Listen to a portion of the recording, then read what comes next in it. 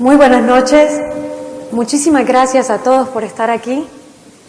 Quisiera comenzar por dar un saludo muy especial a toda la familia unisinuana de Cartagena que nos acompaña en el día de hoy.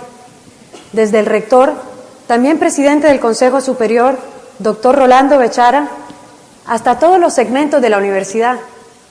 Acá están las personas de servicios generales, las secretarias, todo el personal administrativo, directores de programa, docentes.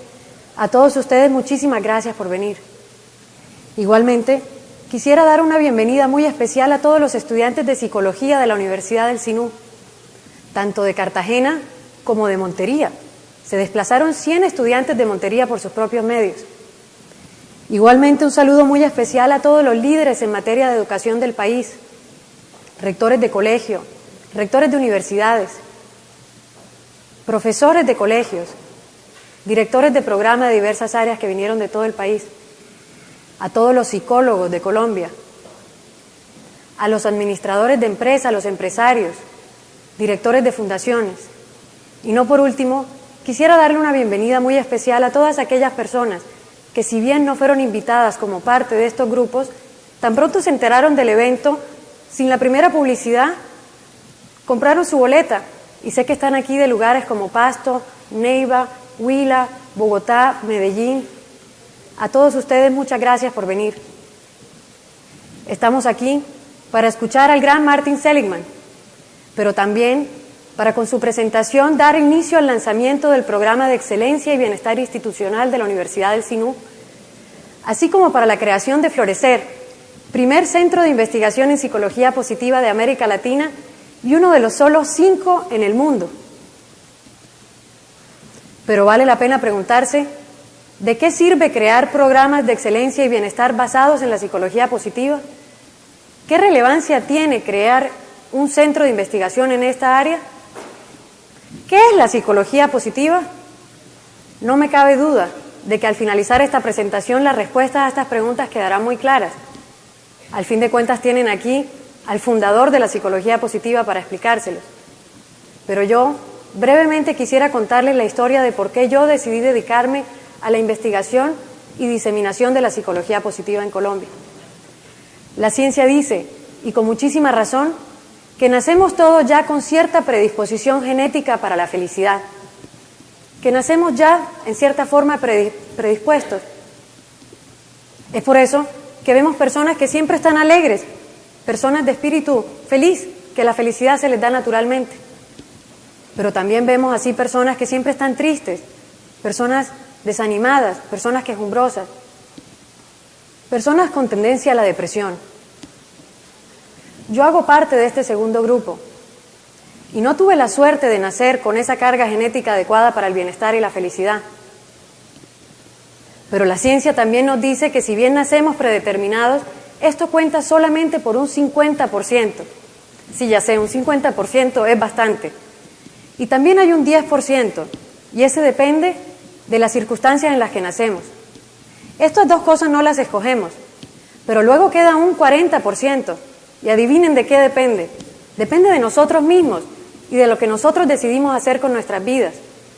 Es trabajando con este 40% contra ese 50% que conocí la psicología positiva. Y desde allí para siempre mi vida cambió. Si bien sigo teniendo una tendencia a la depresión, he logrado desarrollar habilidades para el bienestar concretas, creadas gracias a la ciencia desarrollada por el Dr. Seligman y otro grupo de grandes investigadores de muchas universidades. Desde entonces, he aprendido a cultivar los hábitos necesarios para forjarme metas que me aportan significado y propósito. El enfoque tradicional les puedo decir que funciona, y funciona bien.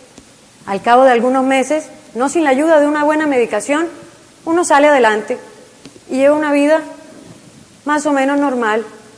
Pero lo máximo que puede lograr la terapia tradicional y la psiquiatría tradicional es llegar a neutro, a llevar una vida ahí más o menos bien. Pero yo no quería llevar una vida en neutro. Yo quería más. Yo quería bienestar. Yo quería una vida con relaciones positivas. Yo quería una vida con mucho más flow. Yo quería florecer. Y es así que decidí, a pesar de ser abogada y ya tener una maestría en psicología organizacional de la Escuela de Economía de Londres, y cuando toda la lógica del mundo decía que debía estudiar un PhD, someterme a un proceso riguroso de admisión a la Universidad de Pensilvania para estudiar una maestría en psicología positiva, porque quería aprenderla del fundador. Quería ir a escuchar al gran Martin Seligman y aprender de él esta nueva ciencia. Ahora, esto no lo hice ya para mi propio desarrollo personal, si bien ha contribuido. Esto lo hice porque ya quisiera enseñarlo y transmitirlo a los demás. Porque si la psicología positiva pudo hacer esto por mí, que tengo un 50% en contra, imagínense solamente lo que podría hacer por ustedes.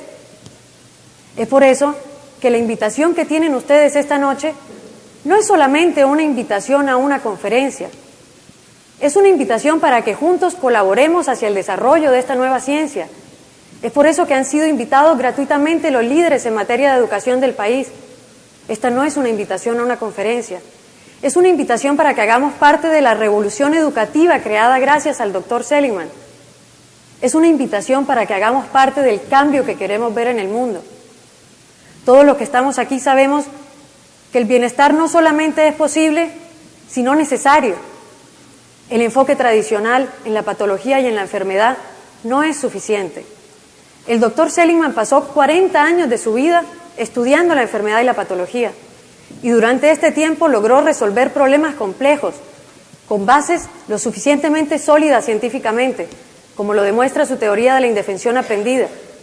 Pero luego, en 1996, cuando fue elegido de la American Psychological Association, tuvo como iniciativa presidencial la fundación de la ciencia de la psicología positiva, cambiando para siempre la historia de la psicología y teniendo un impacto dramático en muchas áreas, como la educación, la administración de empresas.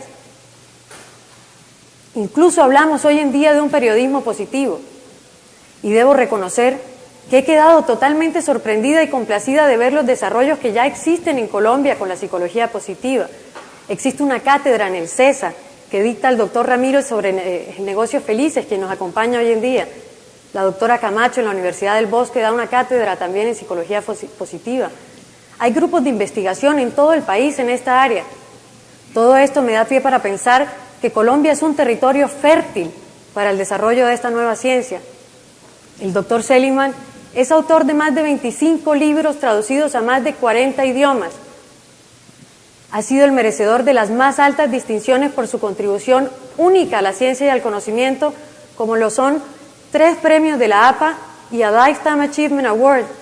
Su investigación ha sido financiada por las entidades más prestigiosas del mundo, como el National Institute of Mental Health de los Estados Unidos, la Fundación Guggenheim, la Fundación John Templeton. Es por todo esto y por muchísimo más que es para la Universidad del Sinú un gran honor tenerlo aquí hoy en día. Señoras y señores, démosle un aplauso de bienvenida al Dr. Seligman.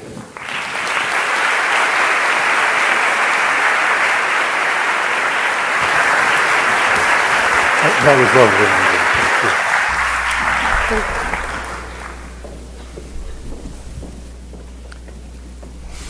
Well, this is my first time in Colombia, esta es la primera vez que and estoy en it's, Colombia especially a privilege to be with my y es un family gran in the beautiful privilegio city of estar Cartagena. con mi familia en la We're hermosa very ciudad de grateful Cartagena. to Estamos my muy graduate agradecidos student and colleague, a Andrea, mi Ortega Bechara, alumna graduada y and to colega the, Andrea University Ortega LCU for Bechara bringing us. y a la Universidad del Sinú por traernos aquí. What I want to talk about today Hoy me is gustaría no hablar less an issue than what is es the most you can hope es la for in cuestión life. de qué es lo más que What is the uno most puede you can hope desear for en la your vida, children qué es lo más que puede and for esperar para Colombia. sus hijos y para Colombia. Now, importantly, Freud Y and una Schopenhauer cuestión importante told es us que that the Freud y best we could ever Schopenhauer do nos in enseñaron life que was lo not máximo to que be podemos miserable, hacer en la vida es no not ser to suffer. desgraciados, So the no best we sufrir. could ever do was Así to que go lo from máximo a lo que -8, podíamos aspirar and if we were era very pasar lucky, de we could menos go 8 y to con 0. mucha suerte quizá llegar a 0. I'm going to suggest to you today Voy a that proponerles view, hoy which is que the view esa of medicine, visión, the que es la traditional visión de la view of medicina psychology, y la visión is tradicional de la empirically psicología, false es empíricamente morally falsa, insidious, moralmente and politically insidiosa dead end. y políticamente un callejón sin salida. When you lie in bed at night, Cuando se you're acuestan por la generally not noche, thinking about how to por lo go general no están from -8 pensando to en -3. cómo pasar de menos What you're 8 a usually menos thinking 3. about Normalmente is how to están go from pensando +5 en cómo to pasar de +6 más in life. 5 a más 6 But en la there vida. was no science of this Pero no había recently. ciencia sobre esto hasta recientemente. Entonces hoy voy a hablar de los desarrollos científicos en cuanto a bienestar y psicología positiva. Y la pregunta de si se puede tener más bienestar del que tienen ahora. Como mencionó Andrea, trabajé casi 40 años en la desgracia, suicidio, depresión, abuso de drogas, esquizofrenia y cosas parecidas. Y la gente muchas veces me pregunta por qué no trabajaba en la felicidad, y había un motivo por el que no lo hacía. Y era un estudio que se hizo hace unos 40 años en los que 14 ganadores de la lotería de Illinois, personas que ganaron $1 millón, se les hizo un seguimiento antes, durante y después de ganar una gran suma de dinero. Y lo que ocurrió es que fueron más felices durante unos 3 meses después de ganar $1 millón, pero luego volvieron al nivel al que solían estar. Entonces los que nos tomamos en serio las emociones dijeron, bueno, la felicidad es la espuma del capuchino y nosotros queríamos trabajar en el espresso, que era la desgracia, el sufrimiento. Y resultó que estábamos equivocados. Y lo que hoy quiero hacer es contarles la historia de por qué estábamos equivocados y qué es lo que hemos aprendido en los últimos 15 años en cuanto a psicología positiva. Este es un esquema de lo que voy a hacer más o menos en la próxima hora, y luego tendremos media hora de preguntas. Entonces les voy a proponer hoy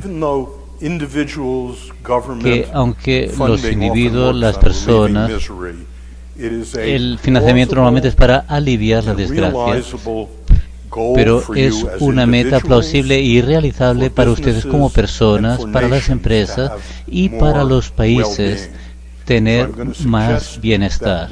Así que voy a proponer que el bienestar es una meta plausible para su vida y para la vida de las personas de todo el mundo. Pero para poder hacer eso, tengo que explicar a qué me refiero cuando hablo de bienestar.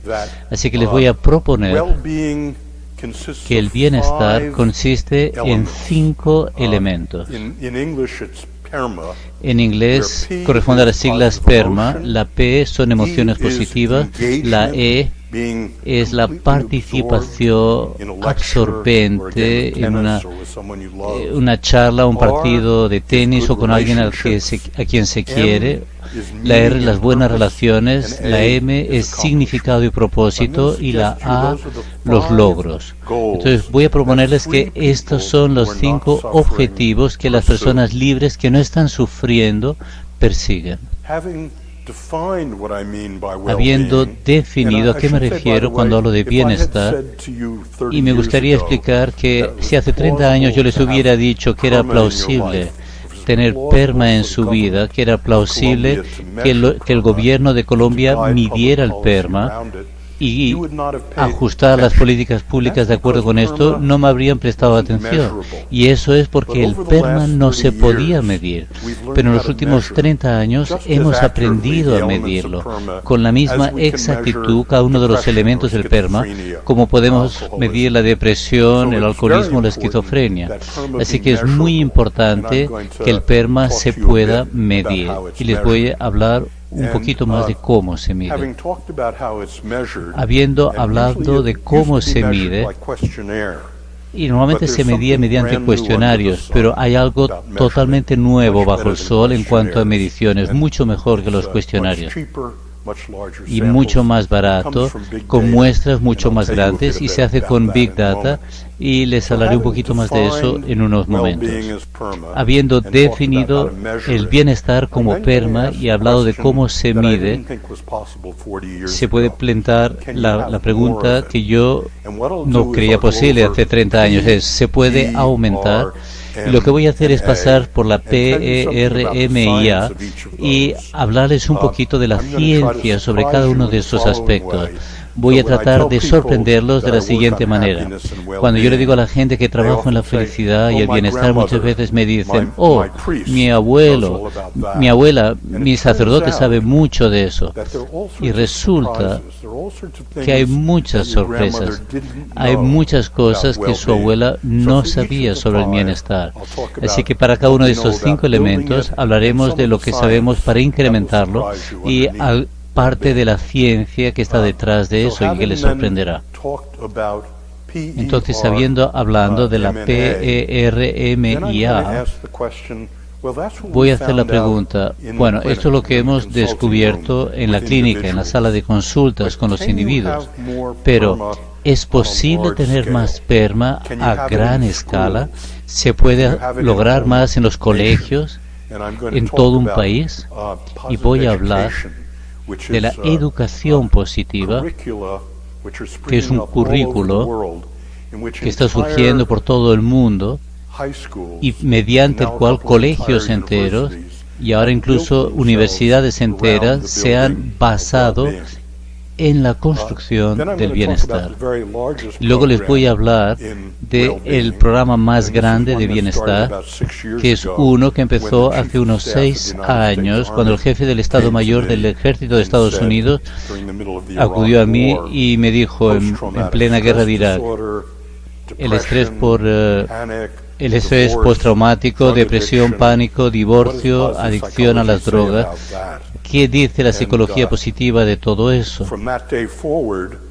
Y a partir de ese día, el ejército de Estados Unidos decidió enseñar al 1.100.000 soldados psicología positiva, y les contaré la historia y algunos de los resultados.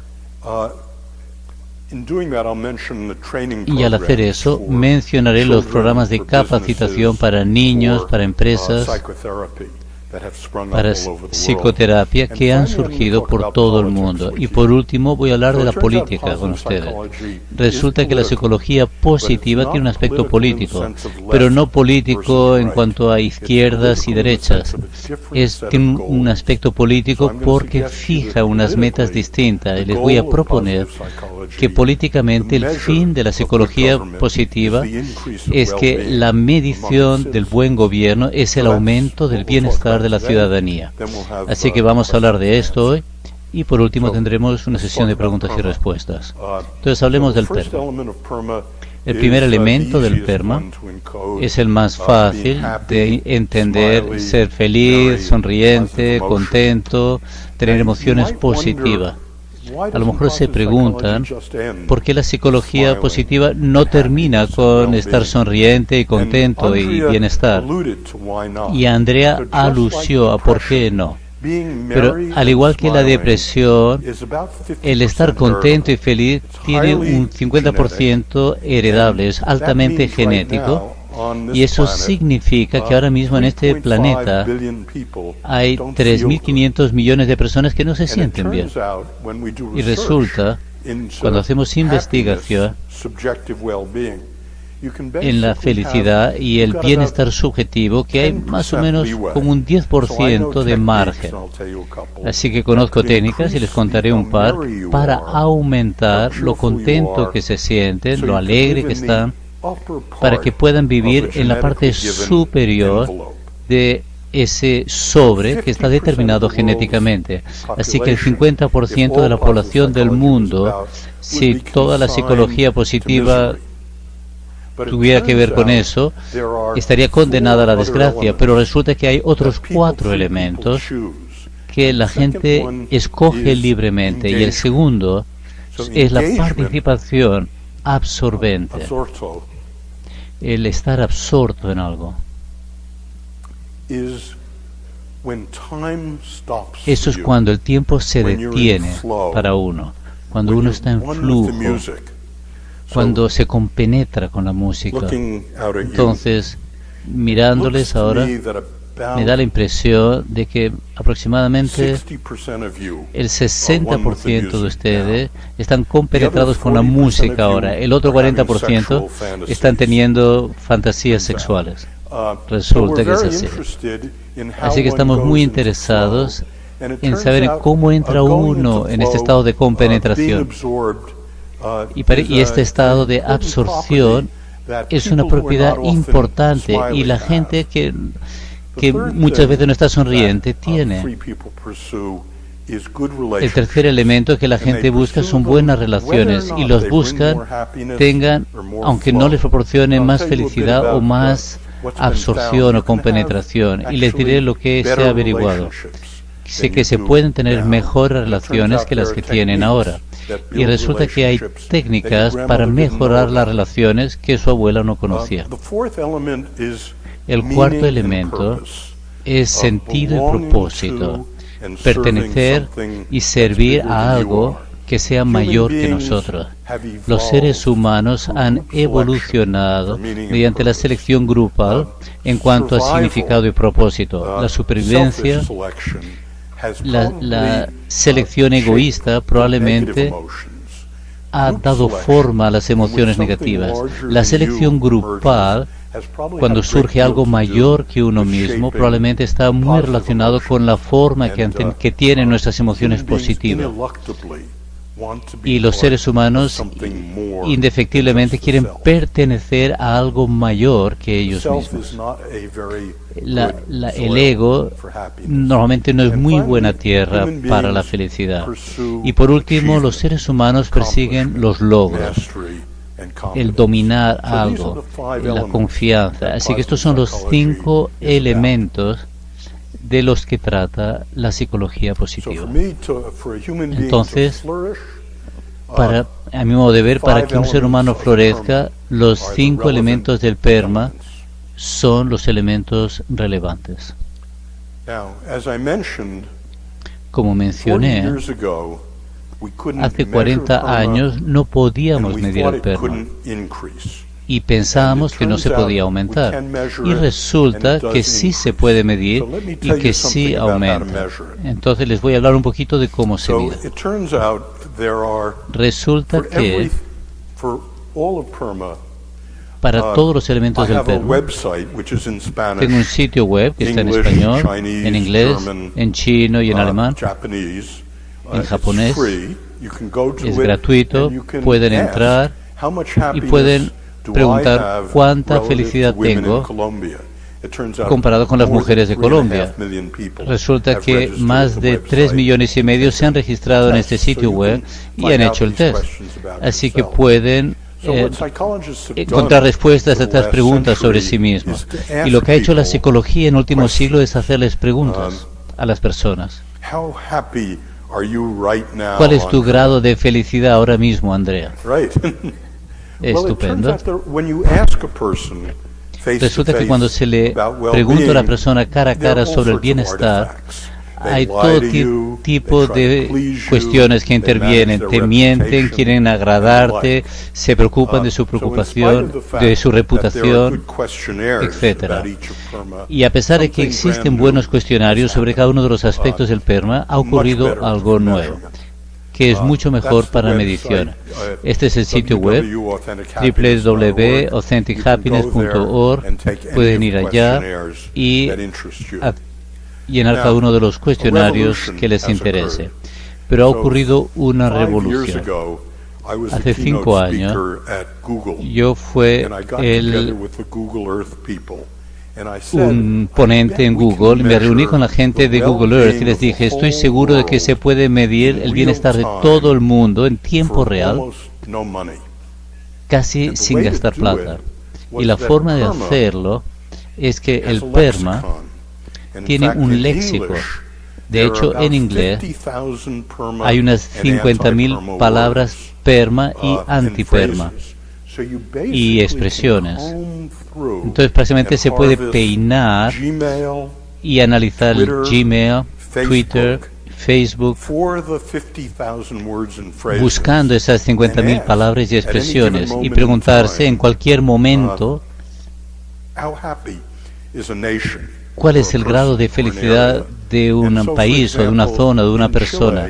Entonces, por ejemplo, en Chile, cuando los mineros chilenos fueron rescatados, buscamos las palabras de felicidad antes, durante y después, y la felicidad subió drásticamente solo por las palabras en Twitter y Facebook, pero no cambió en Argentina.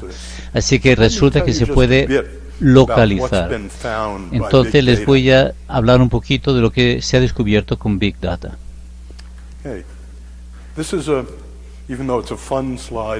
Esto es una diapositiva entretenida, pero es estadística también. Cuanto más grandes las palabras, más frecuentes son, en este caso, en el vocabulario de las mujeres, más que en los hombres. Esto está basado en 40.000 mujeres.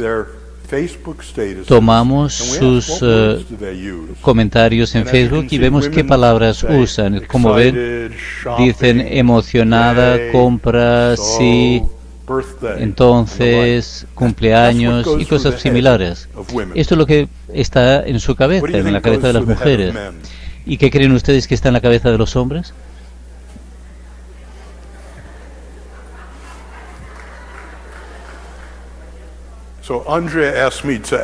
Entonces Andrea me pidió que censurara esta diapositiva. Tuve que quitar palabras malsonantes. Pero esto es lo que 40.000 hombres hacen en Facebook y los distingue de las mujeres. Palabras soeces, metal, gobierno, Xbox, guerra, mi novia. Así son los hombres. Así que esta es una tecnología en la que una vez que se tiene el léxico, lo tenemos en inglés, lo tenemos en español, lo tenemos en chino, podemos peinar millones de tweets y preguntarnos en cualquier momento cuánto bienestar hay en Cartagena, en Washington, cómo cambia cuando cambian las políticas públicas, cómo cambia cuando hay un triunfo en el fútbol y cosas similares. Y no solo nos interesa los estados de ánimo, también la vida y la muerte. Durante muchos años trabajé en las correlaciones psicológicas entre los ataques al corazón, con el ataque al corazón y la muerte, que será una de las causas de la que morirán muchos hombres del público. Les voy a explicar estas dos diapositivas. En el lado de la izquierda, en el noreste de Estados Unidos, tomamos todos los condados de Estados Unidos. Un condado tiene aproximadamente 2 millones de personas en promedio.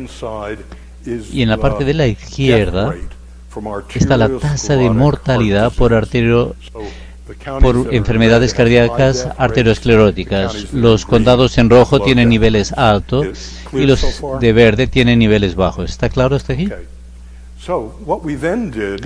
Entonces lo que hicimos a continuación fue que tomamos 80 millones de tweets de todos los condados de Estados Unidos y los analizamos en cuanto a PERMA y los temas de los que se hablaban. Y nos preguntamos hasta qué punto Twitter puede predecir la muerte. Y recuerde que son los jóvenes que hacen los tuiteos y la gente de mi edad los que se mueren. Pero esto lo que nos dice es que la correlación entre las palabras PERMA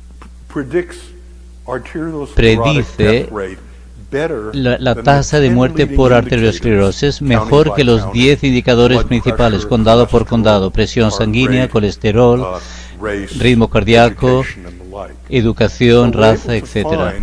Así que pudimos descubrir que hay cosas de las que se habla en los condados. La gente joven que te dice: estás en un condado con mucha muerte. Estas son las palabras que los condados que tienen bajo nivel de mortalidad, de esto habla. Estupendo, la familia, tarde, fabuloso, gracias, oficina, etc.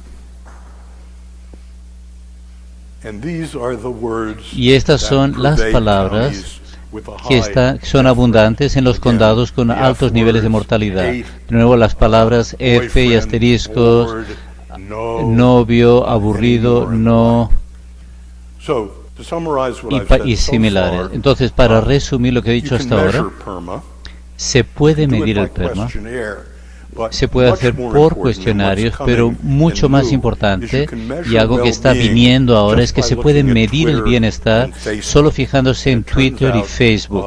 Y resulta que no solo predice la satisfacción con la vida, sino también las 10 causas principales de enfermedad en Estados Unidos.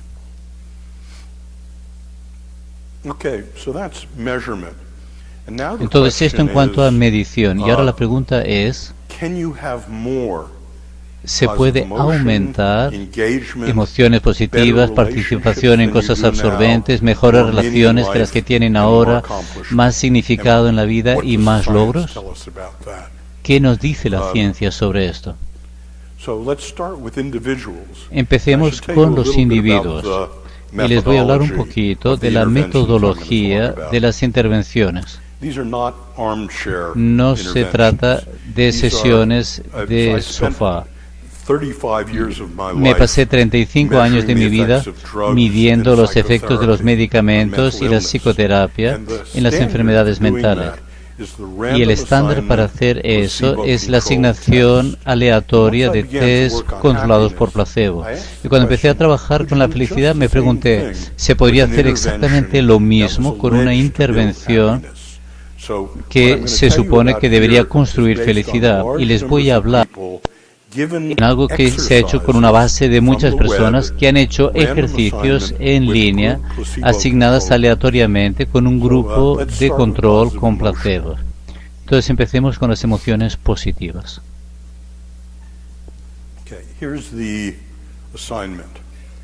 Esta es la tarea y es algo muy sencillo. Todo esto son ejercicios sencillos. Todas las noches, en los próximos 7 días, y le recomiendo que lo prueben. Antes de acostarse, escriban 3 cosas que resultaron bien ese día. No tienen que ser cosas grandes. Puede ser una puesta de sol bonita o una flor que vieron. Entonces, les pedimos a la gente que haga esto, o en los controles de grupo, les decimos que piensen en recuerdos de su infancia.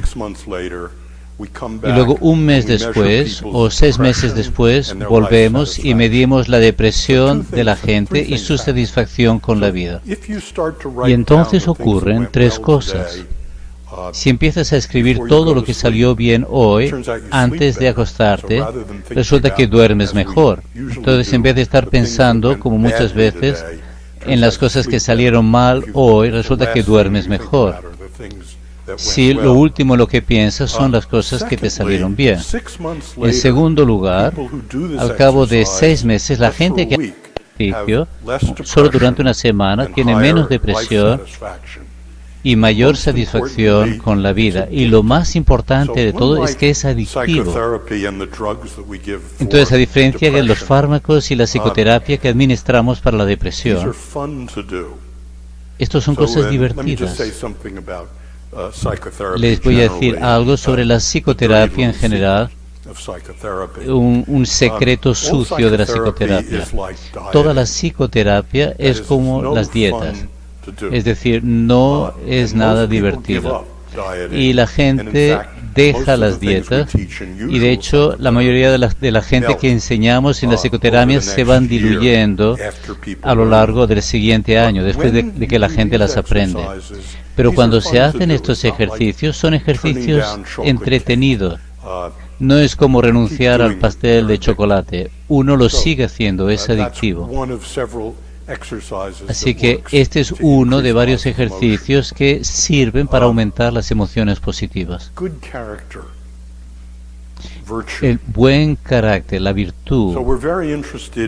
Estamos muy interesados en la participación en actividades absorbentes, cuando la gente entra en flujo, cuando se compenetra con algo, y en general es porque usa aquello en lo que aquello que hace mejor para enfrentarse a las dificultades que les sobrevienen. Entonces, en el sitio web AuthenticHappiness.org, que está en español y en inglés y en chino, hay una cosa que es el test de las fortalezas características, que te indica cuáles son tus 5 fortalezas principales.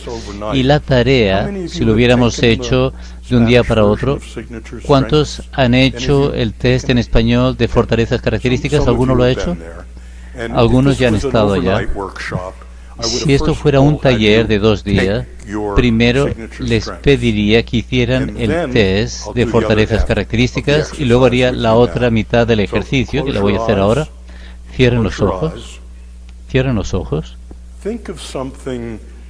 Piensen en algo que tienen que hacer en el trabajo que no les gusta hacer. ¿De acuerdo? Ahora abran los ojos.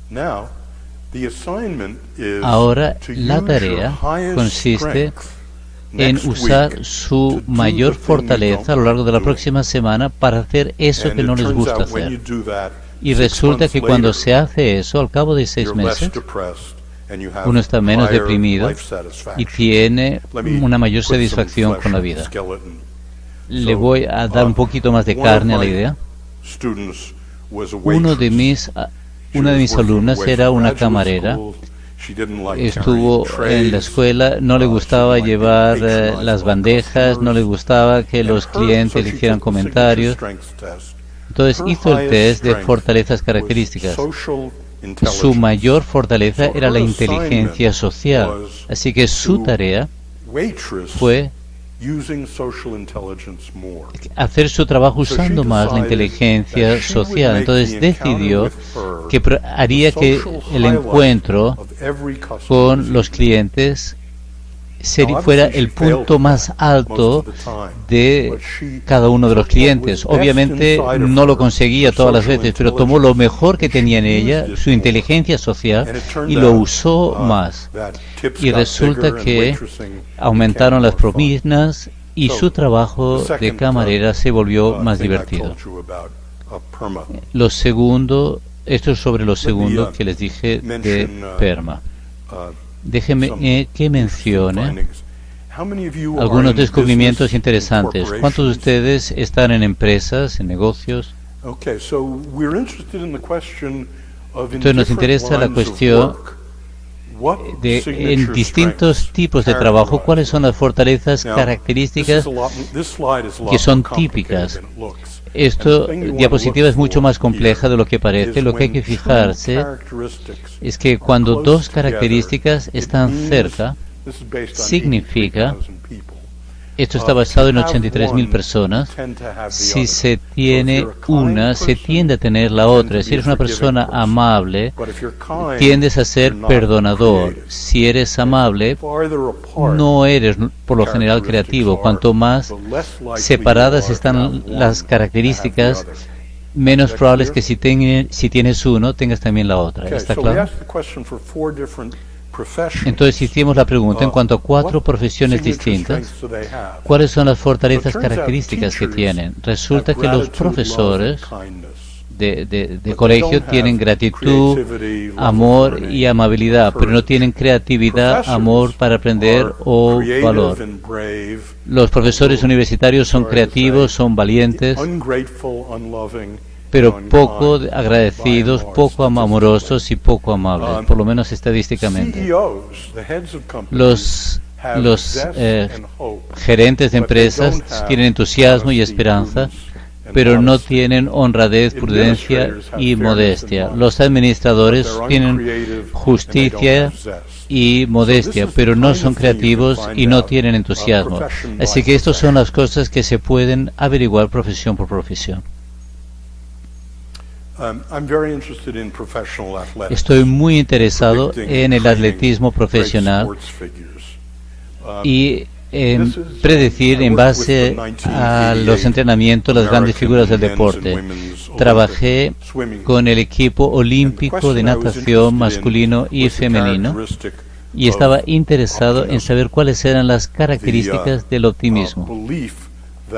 la creencia de que los malos eventos del futuro desaparecerán rápido y los buenos eventos van a permanecer y uno es responsable de ello.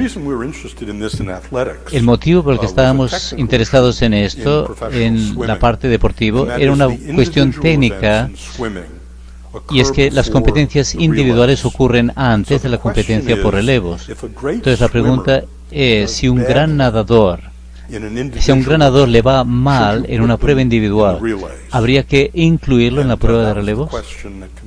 Esa era la pregunta. Así que medimos el optimismo y el pesimismo de todos los nadadores olímpicos de Estados Unidos. Y luego los metimos a todos en un experimento. Y el experimento consistía... Le hicimos lo que hicimos con Mac Biondi. El entrenador dijo a Biondi, entra en la piscina y nada 100 metros mariposa. Y Biondi lo nadó en 50.1, que era un tiempo muy bueno. Y salió, y el entrenador le dijo, 52.5, que es un tiempo horrible. Pero Biondi no se dio cuenta de que era falso. Descansa 20 minutos y vuelve a nadar. Biondi está entre los más optimistas de los nadadores. La segunda vez lo hizo en 49.9, lo cual indica, y aquí están los resultados, que si tomas nadadores optimistas y los derrotas, se vuelven más rápido, en aproximadamente un 1%. Si tomas nadadores pesimistas y los derrotas, se vuelven más lentos, en aproximadamente un 1%. Y esta es la clase de trabajo que se ha hecho con las fortalezas, características y el optimismo.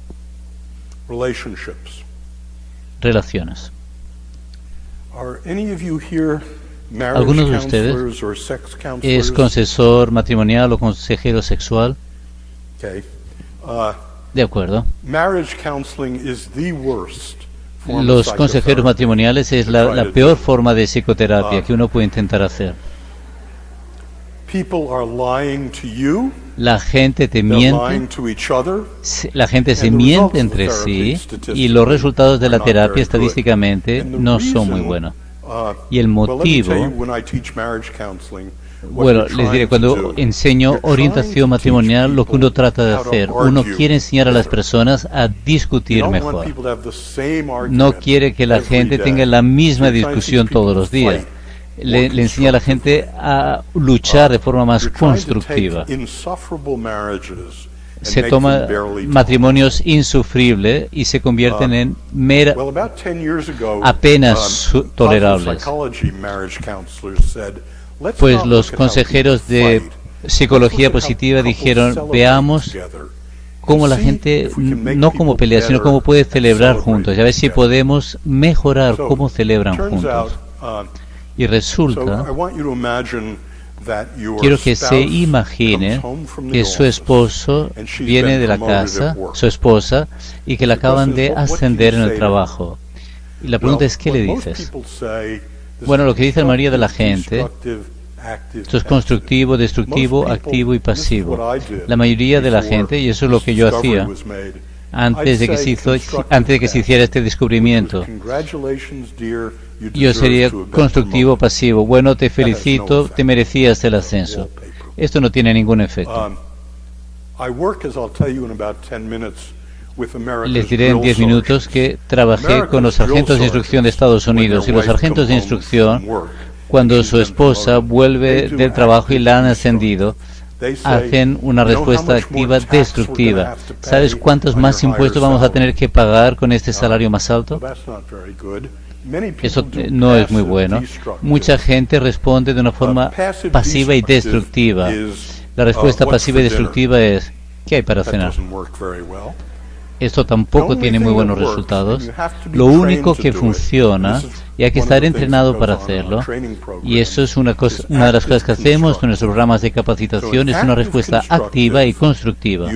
Una respuesta activa y constructiva es la que hace que la esposa vuelva a vivir la buena experiencia, para que se ponga más en contacto con lo bueno que le ocurrió.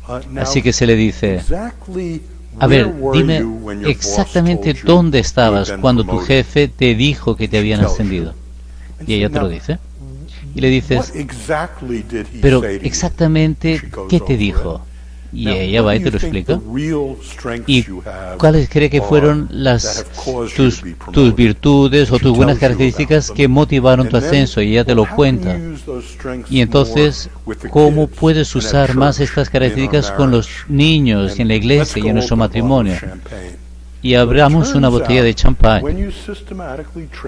Y entonces cuando uno prepara sistemáticamente a las parejas para responder activa y constructivamente a las victorias de la otra persona, en vez de enseñarles a pelearse mejor, el amor sube, el compromiso también, la sexualidad también, y el divorcio baja.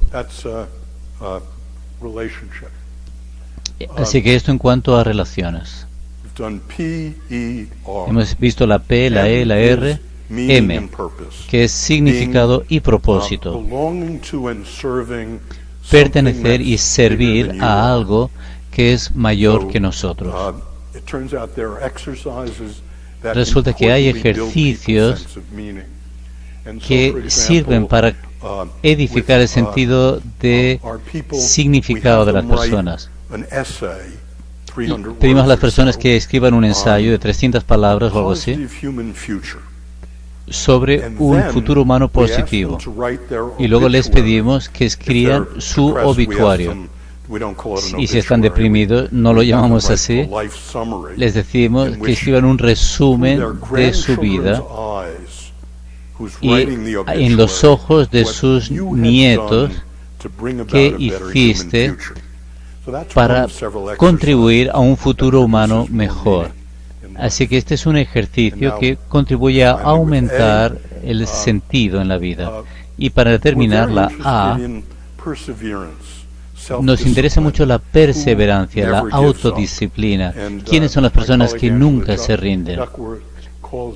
Y mi colega Andrea Ortega lo llama grit, agallas. Vamos a los colegios y medimos la autodisciplina y las agallas, y también las calificaciones y el cociente de inteligencia también.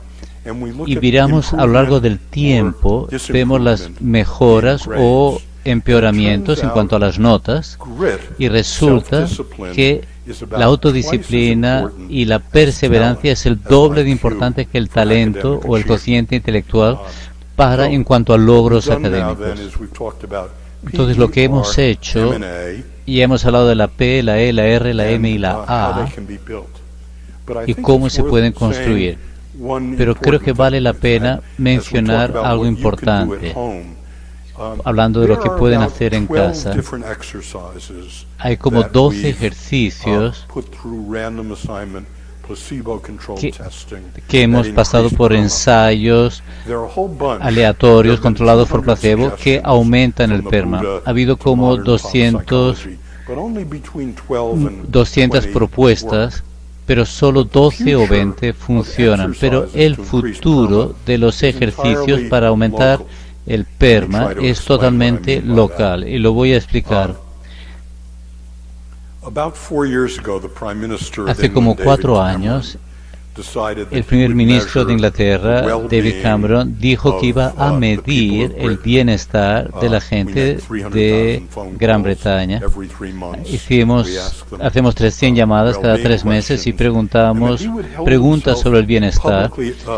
Y él dijo que se consideraría públicamente responsable en cuanto al éxito o fracaso de las políticas públicas por el aumento o el empeoramiento del bienestar. Y lo importante es que los resultados se publican. Les daré un ejemplo de lo que se descubre. Si se toma, por ejemplo, los abogados y los médicos en Gran Bretaña, ganan más o menos el mismo sueldo, el mismo dinero, pero el bienestar de los médicos es mayor que de los abogados. Cuando esto se publica, es un ejemplo económico perfectamente válido de que las escuelas de derecho para obtener los mejores estudiantes, sabiendo que los abogados no son muy felices, van a tratar de hacer que el derecho sea una profesión más feliz. Así que una vez que se publican los resultados de felicidad para una ciudad u otra, una profesión u otra, entonces se convierte en una situación competitiva en la cual se inventan formas locales de aumentar el bienestar. Consideren, por ejemplo, su matrimonio por un momento. Digamos que decides que es tu trabajo durante la siguiente semana aumentar el PERMA de tu esposa. Podrías hacer uno de los ejercicios que he dicho, pero tú sabes lo que la hace feliz mucho mejor que los psicólogos. Así que tú vas a descubrir algunas cosas. Y entonces tú, una vez que decides que lo vas a medir antes y después, vas a encontrar las formas locales de mejorar su bienestar. Entonces, déjenme que les indique en qué punto estamos de la charla. Ya he definido el bienestar como el PERMA. Les he dicho cómo se mide. Les he hablado de 5 formas de aumentarlo y un poquito de la ciencia que lo respalda. Entonces, todo eso era sobre los individuos. Pero hace como un decenio empezamos a pensar, ¿esto se podría hacer a gran escala? ¿Hay que hacerlo en salas de consulta o se puede hacer en los colegios públicos? ¿Se puede ir a una empresa? ¿Se puede ir al ejército de Estados Unidos y construir PERMA? Y la respuesta es afirmativa. Entonces, muy brevemente, les voy a contar datos no publicados sobre Bután. Bután es un sitio estupendo para la psicología positiva. El antiguo rey de Bután dijo, lo que vamos a hacer en Bután, no solo queremos aumentar la riqueza, queremos aumentar el bienestar general. Entonces Alejandro Adwell, uno de mis alumnos, exalumnos brillantes, fue a 18 colegios de Bután, en los que hay como 8.000 alumnos, y en 11 de los colegios enseñó psicología positiva durante un año. Capacitó a los profesores y los profesores son los que la enseñan. En 7 de los colegios, que hay como unos 3.000 alumnos, se enseñó educación física y luego se estuvieron asignados aleatoriamente y había un grupo de control. Y estos fueron los resultados. Los colegios, no sorprendentemente, en los que se enseñó la psicología positiva, tenían mayor satisfacción con la vida al cabo de un año y al cabo de 2 que aquellos del grupo de control. Pero lo más importante era la cuestión de las calificaciones en test estandarizados. Una de las objeciones de la psicología positiva es que si enseñas a los niños a ser felices, a tener mejores relaciones y mayor satisfacción en la vida, eso va a entorpecer sus progresos en matemáticas y literatura. Y estos son resultados de test estandarizados nacionales. Los niños de colegios en los que se enseñaba la psicología positiva obtuvieron mejores resultados en test estandarizados de matemática y lengua. Y ahora hay un movimiento muy grande en todo el mundo. Es la red internacional de psicología positiva en la que hay cientos de colegios que publican las mejores prácticas para colegios. Y lo que hemos visto es que en los colegios se puede enseñar el bienestar y el enseñar bienestar aumenta los objetivos tradicionales de los colegios. He mencionado hace como 6 o 7 años me llamaron al Pentágono por el jefe del Estado Mayor. Esto era en medio de la guerra de Estados Unidos, la participación de Estados Unidos en la guerra de Irak, y volvían soldados con desorden de estrés postraumático, desorden, pánico, depresión, y él me preguntó qué podía hacer al respecto. Y yo le dije, cuando la gente se encuentra con algo tan horrible como el combate humano, has descrito la gente que ve su ruina arruinada por el combate. pero la reacción a efectos traumáticos tiene una forma de campana. A la izquierda tienes las personas, la gente que tiene su vida arruinada, pero en el centro tienes la gente resiliente, y más resiliencia operativamente es que pasas por un momento muy difícil en combate, pero al cabo de 6 meses tu salud física y tu salud emocional han vuelto a su nivel normal. La mayoría de las personas son resilientes frente a los eventos adversos, y a la derecha tienes crecimiento postraumático. Son personas que lo pasan muy mal en combate, pero al cabo de un año son más fuertes en cuanto a salud física y salud emocional que antes del combate. Entonces, el general Casey, como jefe de Estado Mayor, había leído todo eso, y en ese momento destinó $125 millones para enseñar psicología positiva y resiliencia a todos los soldados, 1.100.000. Entonces, en los últimos 5 años, lo hacemos mediante el modelo de enseñar a los profesores resiliencia y psicología positiva en su propia vida, y los profesores enseñan a los soldados. Hay 40.000 instructores, son los sargentos de instrucción. Hemos graduado cada mes como 180 sargentos de instrucción, como Andrea, vienen a la Universidad de Pensilvania, y mi facultad les enseña lo que les he estado explicando hoy. Y hemos graduado hasta ahora más de 20.000 sargentos de instrucción. Y los sargentos de instrucción luego enseñan al 1.100.000 soldados. Se llama Programa de Capacitación Integral de Soldados y Familia. Entonces ahora también enseñamos a las familias, a las esposas y los hijos de los soldados. Y esto es parte del programa de resiliencia que se enseña en la Universidad de Pensilvania. Y para los que estén interesados, este es el email. Peter Schumann es la persona que dirige estos programas. Y esto es lo que se hace en los programas. Primero, les enseñamos habilidades mentales. Les enseñamos, cuando sientes una emoción, no te sobreviene. Ocurre por causa de un pensamiento. Y le enseñamos a la gente a cuestionar estos pensamientos, a detectar los icebergs que están debajo de estos pensamientos, a resolver problemas. Se lo voy a presentar en español en la siguiente diapositiva. En la base enseñamos a las personas a reconocer los pensamientos destructivos que tienen. Les enseñamos a evitar las trampas mentales, detectar los icebergs, resolver problemas, a poner los problemas en su debida perspectiva. Ya lo verán en un momento.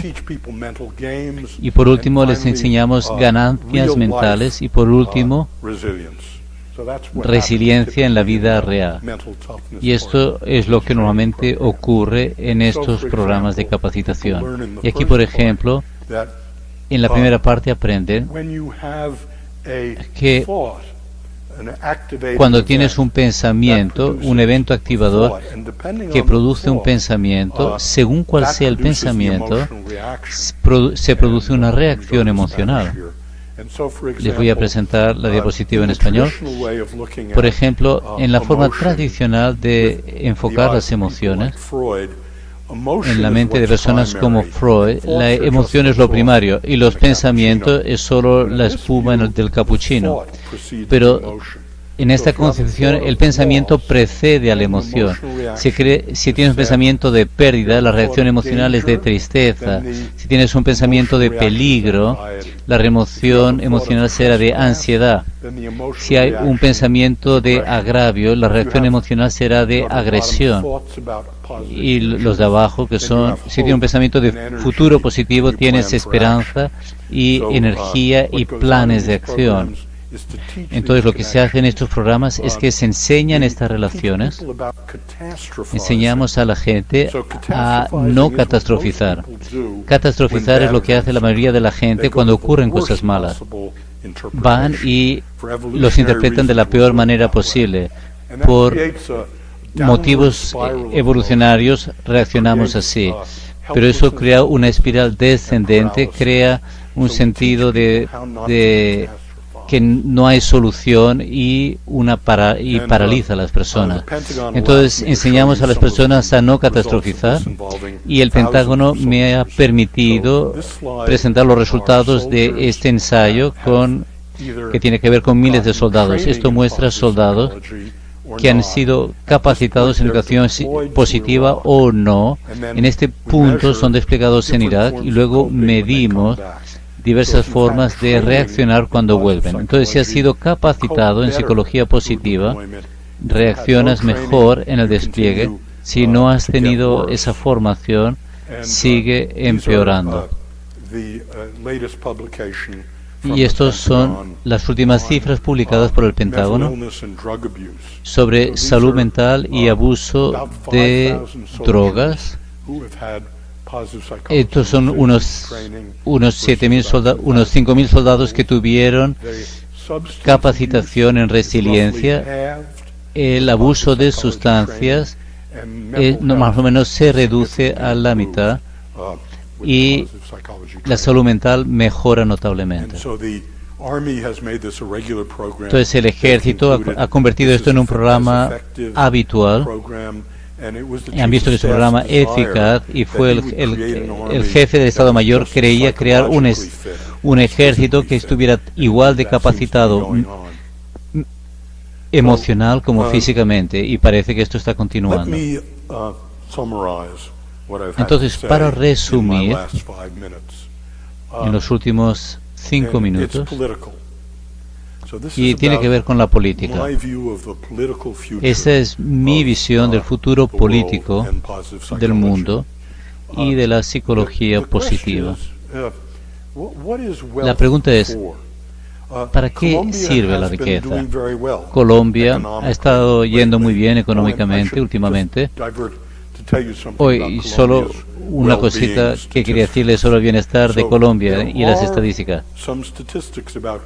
Hay algunas y estamos bastante interesados en la relación, y hablaré de esto en Montería, pero hoy no voy a poder hacerlo, entre el dinero, la plata que se gana y la satisfacción con la vida.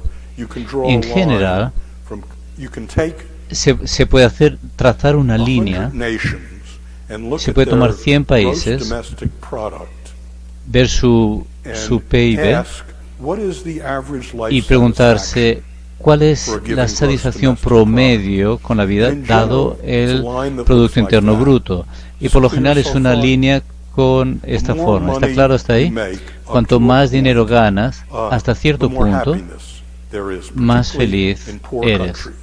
Sobre todo en los países pobres, pero en países que tienen más satisfacción con la vida que les correspondería dados sus ingresos, y los países que tienen peor satisfacción con la vida de la que les correspondería dados sus ingresos. Colombia y la mayor parte de Latinoamérica está diagonalmente por el lado positivo. O sea que Latinoamérica en general es más feliz de lo que le correspondería dados sus ingresos, y Colombia en promedio tiene más o menos la misma satisfacción con la vida que Japón, aunque el Producto Nacional Bruto de Japón es mucho más alto. Así que es muy importante para nosotros. Latinoamérica sabe algo sobre la felicidad y el bienestar, y creemos que se debe más que nada a las relaciones familiares. En la mayor parte del uso de la riqueza ha sido para crear más riqueza. Lo que dicen mis amigos economistas, bueno, lo que tenemos que hacer con el dinero es crear más dinero. Pero es interesante que el dinero tiene un efecto cada vez menor en la satisfacción con la vida. Una vez que has pasado de cierto nivel, más dinero te da in life cada vez satisfaction. unos incrementos cada vez menores en cuanto a satisfacción con la vida. En mi opinión, a medida que los países se desarrollan económicamente, la cuestión será cada vez más crear bienestar y no riqueza. Entonces quizá piensa que el futuro de la política debería ser el aumento del bienestar, pero es que eso no tiene sentido, porque la política siempre tendrá que ver con la desgracia y la guerra. Pero creo que si estudiamos la historia y nos fijamos en momentos de la historia en que los países no estaban en guerra, en que eran relativamente ricos, que no tenían disturbios internos, no pasaban hambre, no sufrían plagas. Y por ejemplo, la Florencia del siglo XV es un ejemplo magnífico de esto. Como sabrán, más o menos en 1450 Florencia se volvió súper rica debido al genio banquero de los Medici, y los principales dirigentes de Florencia bajo Cosme el Viejo dijeron que debería hacer Florencia con toda esta riqueza en abundancia. Y el general dijo, bueno, conquistemos la península. Pero Cosme el Viejo y los demás consejeros dijeron, vamos a invertirlo en belleza y en ciencia. Y nos dieron lo que 200 años después llamamos el Renacimiento. Entonces yo propongo que a medida que los países del mundo se enriquecen, llegarán a un momento florentino, que es ¿para qué usar ese dinero?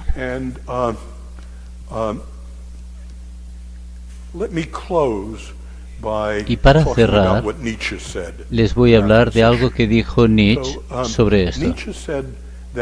Nietzsche dijo que la historia humana tiene tres fases. La primera es lo que llamó el camello. El camello se queda ahí y muge. La segunda fase de la historia humana la llamó el rebelde o el león. El rebelde dice no. El rebelde dice no a la plaga, no a la pobreza, no a la sharia, no a la tiranía.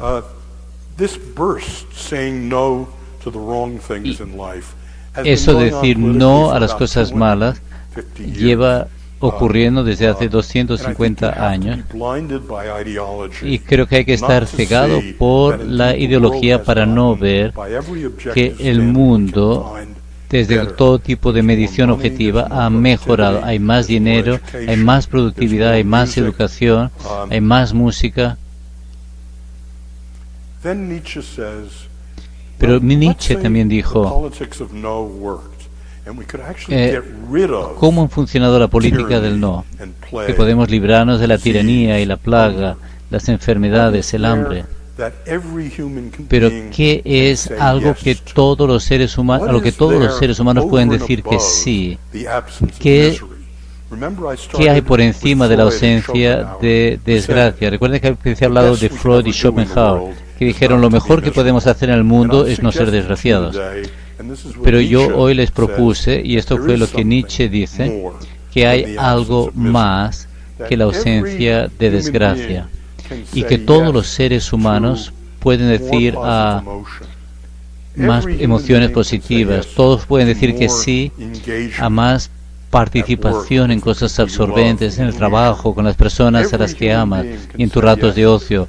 Todos los seres humanos pueden decir que sí a más propósito,